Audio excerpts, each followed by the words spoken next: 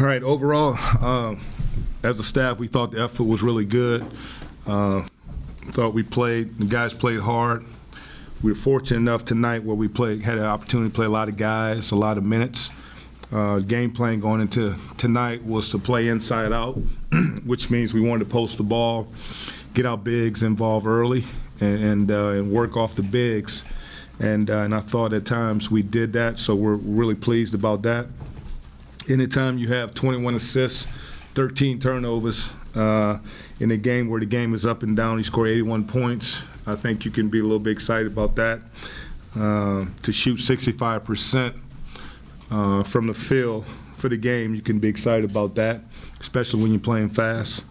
And then there's some things that we're not happy about. We're not happy we gave up 11 offensive rebounds. That shouldn't happen.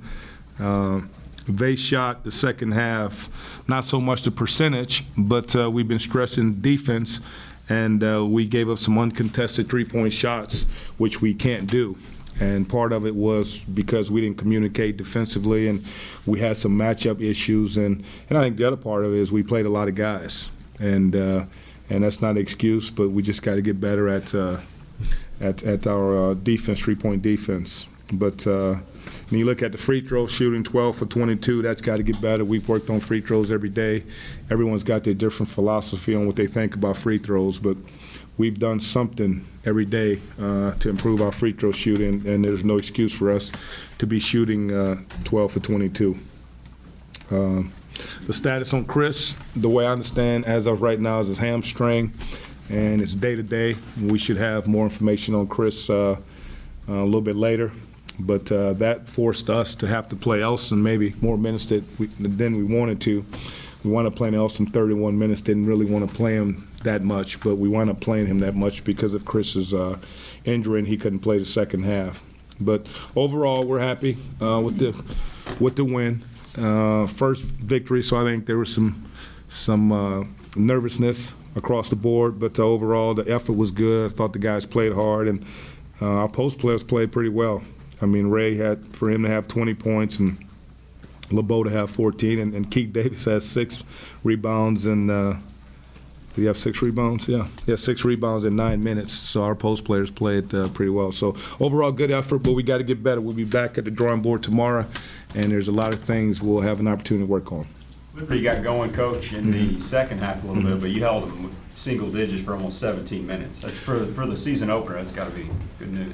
Yeah. You know, again, I thought first half both teams early was a little bit nervous. You know, missed a lot of shots just because they were nervous, and unfortunately, like we did, we played pretty well defensively. And held them to 14 points. But again, second half, in my opinion, we just got sloppy. They drove the ball, drove us, and there were some matchup issues. There's a few times we switched out and didn't do a good job. We were soft on switches. So give them credit, and we knew coming in there well coached, and they had some veterans, and it showed. Why you had the timeout late in the game? Well, not real late, but like two-thirds of the way through the Talk defense? Yeah, just talk defense. Yeah. During that time, we talked defense. We talked about finishing strong. We talked about being organized on the floor, and you know, a timeout like that, you always go to your point guards or your quarterback or your team, so to speak, and get on them a little bit and make sure we're organized and where we're supposed to be. Can you talk about Jamal? How well he played? 6 assists, no turnovers.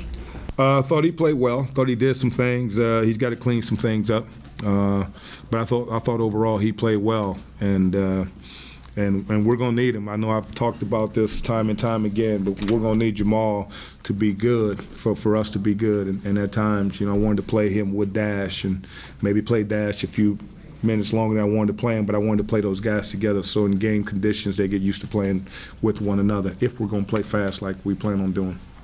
Which is it gratifying to see, you know, Ray Turner pick up after last year, and you give him a clean slate, and he makes a really good first impression.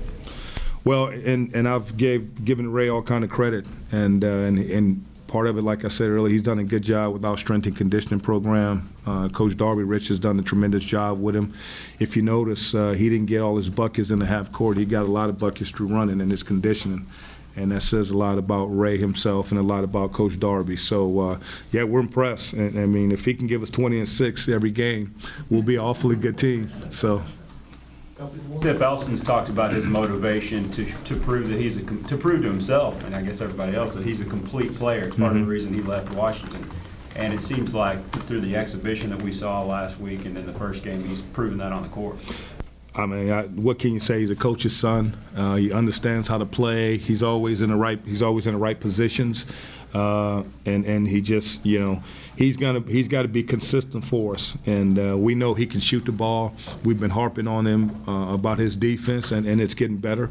And personally, I've harped on him about being a leader, because he is a coach's son and he understands how to play.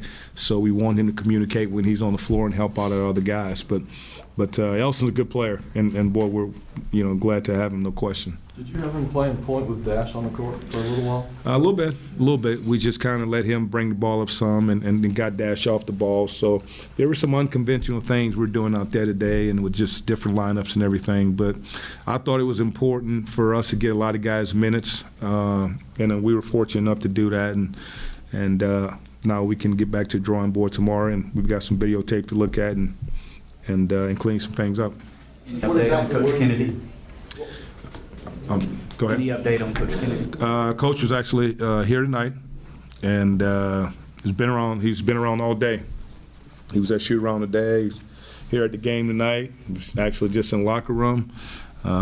He looks good, and gave us some great advice and kind of his thoughts, and even he spoke with the team after the game. And so again, it's a day-to-day situation with him, and we just want to continue to pray for him, but he looks better, and it's just day-to-day at this point. What will you do over the next couple of days to get ready to go on Sunday? What do you do? Practice. Practice. We're going to go tomorrow. We'll practice tomorrow. We're going to practice every day, and then we got to get ready for Southern. That's our next focus, is getting better and get ready for Southern, because again, they'll come in and pose some problems for us as well. But coming into this game, we were concerned because of veteran ball club and possibly them playing matchup zone. We just didn't know. But I like the fact that our guys, and that's having a veteran team, was able to handle the press and the zone and those sort of things. So I'm happy with that. Coach, have you put any emphasis on working on blocking on defense? Because last year I think they were 11th or 12th in the Big 12, 1.5 blocks a game, and already it seems to drastically have improved. We've done a few drills we have where we talk about contesting at the rim. Not so much blocking, but contesting at the rim. And I think last year they only had 51 blocks for the year, if I remember right. But yeah, we've talked about no uncontested shots, and we've done some things where again we said, hey, contest everything at the rim, and we've done that so far.